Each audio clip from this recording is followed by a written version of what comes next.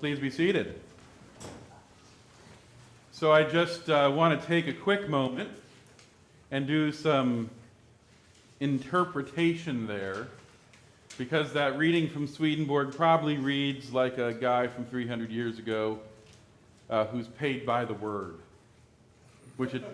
He wasn't. He actually did pay by the word, so you'd think he would have been more concise and short. But back then when you printed, you had to actually pay per letter that was printed. So you'd think he would do less. But basically his message is pretty simple.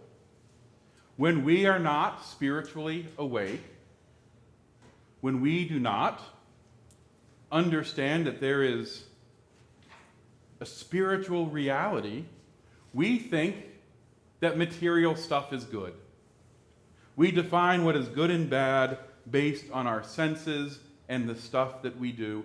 And Swedenborg argues, and I believe he's right on this one, that when we start having an awareness of a spiritual reality, that there's good that comes from inside us based on the things that we give and love toward others.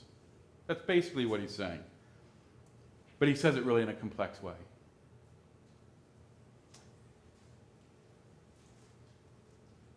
One might say, what is this? Anyone who noticed the sermon title, it's what is this? Swedenborg argues, in fact, that a lot of people confuse the good they feel that comes from inside and the good that comes from outside. So I want to talk about the people of Israel for a second. They were on a little walk. We've heard about it throughout the entire sermon today. They were leaving Egypt, and they were going on not only an escapade in the desert, but it's an escapade that ultimately ends with the conquest of Jericho. It was a time of battling, people dying, people getting sick. It was a time of lots of upset feelings, especially, what do they say? Does anyone know what a flesh pot is? Most people don't. I have to admit, it's one of those things. I was reading the Bible at one point, I'm like, well, there's a lot of words that are in here that I have no idea what they mean. So anytime I stumble across this word, I like to look it up. The word flesh pot, for anyone who cares, just means a place of sensory indulgence. In other words, what is it, Mike's Pastries or whatever? Yeah, Mike's in the North End.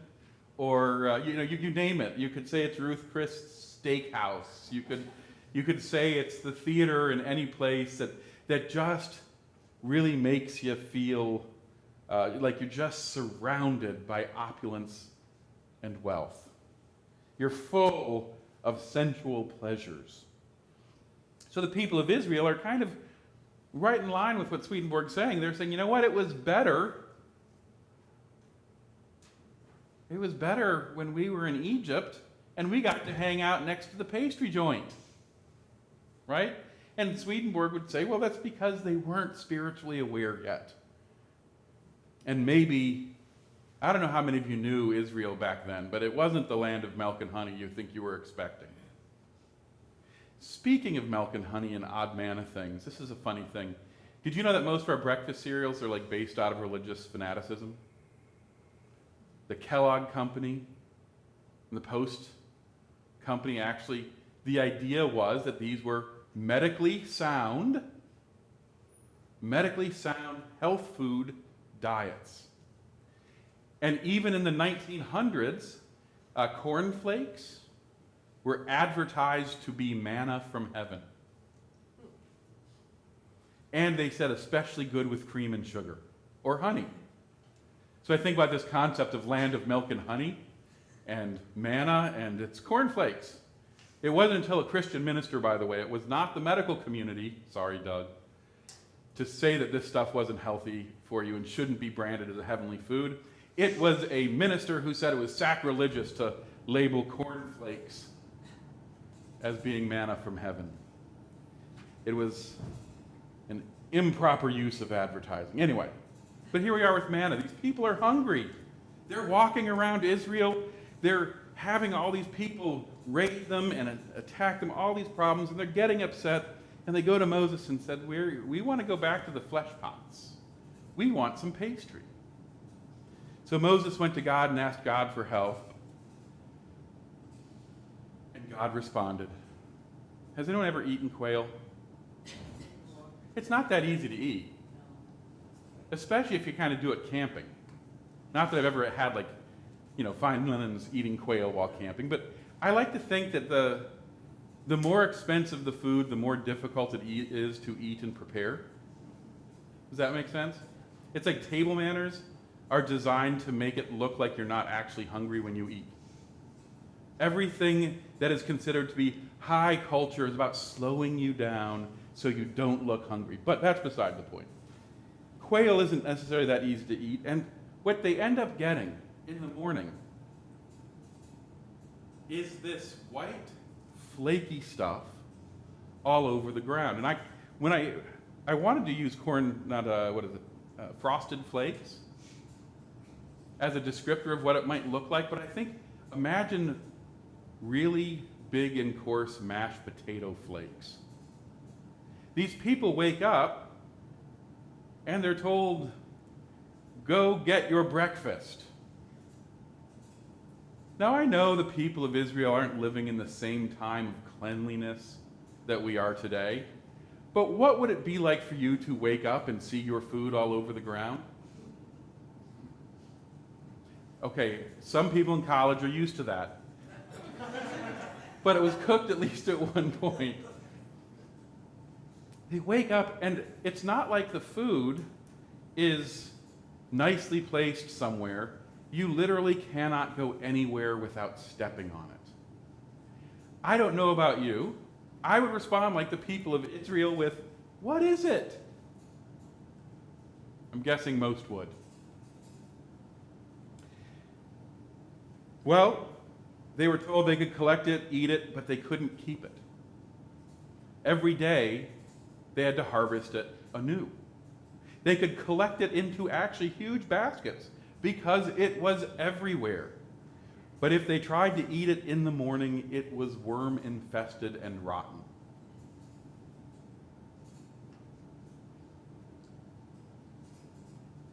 So it took work. Every morning they were fed, they had to collect it, it was everywhere, but it still took work. Now, we can look at this as just a miracle story, and that's a fine thing, but I would argue that there's a symbolic nature to this too. And here's where I'm going to ask you all to dust your heads off and try and do something. Remember your past. What did you want to be when you grew up? When you were 12 years old, it's easy for me to do this. I have a 12-year-old who likes to tell me about all the things that she's going to be when she grows up. Who did you want to be when you were 12? I'm going to pick on a few people I know pretty well. I'm going to pick on my brother and I, since I knew both of us when we were 12. My brother, man, I used to think he had it made. He always wanted to be an artist from the earliest days I could remember. In the beginning, of course, it was like a comic book artist. I remember him taking a trip to New York just to stand in front of Marvel Comics headquarters. And then he went to an art high school, and then he went to art school, then he went to art school again. And I kind of always felt, man, he really knows what he wants to do. And I felt lost. I felt like I didn't know what I wanted. But he clearly knew what he wanted. And you know what he does today? Product safety engineering. Not toy design. But toy design got him there. Product safety engineering. He can identify types of plastic by taste. One of the only people I know that can do that. But he started out with toy product safety engineering, but he knew what he was doing, and now he's expanded into a variety of different other products. So we make a lot of stuff overseas. He works with all the foreign factories, making sure the stuff they send us is safe, and all I can say is that has nothing to do with art. But art got him there. For me, I didn't really know what I wanted to do. In fact, I wanted to do anything but be a minister. I tried. I really wanted to break into talk radio. Right? I wanted to be the guy on talk radio driving people home. That's really what I wanted. But I also liked helping people. I played around in the fire department for a while. And I kept doing all this stuff, and then I said, well, I want to go into communication or something that helps people. And then it wasn't until a very pinnacle moment that I was like, uh-oh, I'm heading to seminary. I'm going to be a minister after all. We all have dreams of things we want, of things that we think will make us happy. We normally identify these things by the physical senses that are around us and what we're doing. We normally don't understand that those physical things that we're doing are triggering a spot inside us that's deeper, a spot that needs to be transformed. So this comes down for me asking the question of what does it take for God to feed you? And I would argue 9 times out of 10, you are surrounded with opportunities to be the fullest and best person you could possibly be, but throughout your life, you've looked at the flaky, white stuff and said, what is it? The question is whether or not you eat it. You know, for me, I kept liking all of the aspects around ministry, but I didn't want to acknowledge that maybe ministry is what I wanted to do.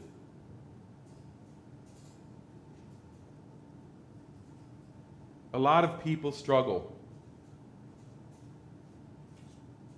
with who they want to be when they grow up. A lot of people have to choke down what it is that they're called to do. And when you look back at it, way back when, you can almost state, well, God led me here. This was providence. I became this person because each step of the way God was there, but in the moment, that you really think I always felt like God was present? Like what was happening was really God's providence somehow pushing me along? What about the wasted years I spent majoring in everything under the earth except for religion? I fought it hard. I had photography, communication, went towards anthropology for a while. Then I was like, psychology. And then finally I was told you have to declare a major or leave. And so I sat down I tried to figure it out. I said, what is going to be the major that will give me the best career? So I sat down to break into public radio, right? Because that's where you make the big bucks. Does anybody know about there's a guy from WBUR who's now making his living being an entertainer at Renaissance fairs? Jack the Whipper. Yeah, Jack the Whipper is his stage name. But what is it? Jack Lepios. Yeah, Jack Lepios. Lepios. I can't say it. Jack L., who up until the pandemic was a journalist for NPR and now is proud to say that he holds the record for the most number of whip cracks in 1 minute. And he's actually making more money than he did at WBUR. But that's he acknowledged actually the pandemic made him realize he really liked entertaining people. More so than being on WBUR. Needless to say, we have all of these struggles in our life. We have dreams. And most of the time, we don't see the difficulties, the morning work every single day of having to gather what we need. We don't see the drudgery, the white, flaky, who knows how good it tasted stuff that sustains us. We do if we start to understand the source of true happiness. The source of true happiness would be loving other people and doing good for other people. Jack Lepiard, Jack the Whipper, realized how much he liked seeing people smile and how worthwhile that was. And his happiness, actually, when he chose to quit his job, he assumed he was making a bad financial decision. But his happiness became fulfilled in actually what he had to give, and not just the flesh pots of receiving. How much resentment do you have for doing all the work that you don't like really working, and then you're upset about how you're going to get paid at the end of the day?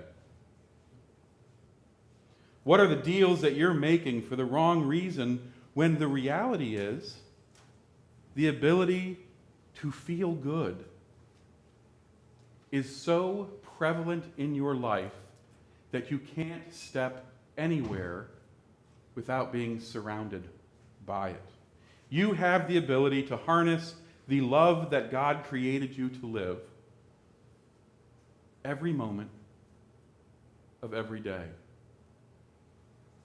The true manna, the true bread of life, is, one might say, the love displayed by the Lord on the cross, where he was called the bread of life. We do it in sacraments of communion, have this bread, the bread that we're talking about in manna that surrounds us and surrounds the world, surrounds you at this moment, simply in the act of choosing to love. So this week, when you have the resentment that I started to talk about last week, and I'm finishing my resentment series this week, when you start to have that resentment building, when you start to question the whys, just remember that the love is all around you, the opportunity to live it, to eat it, and to be it. Amen.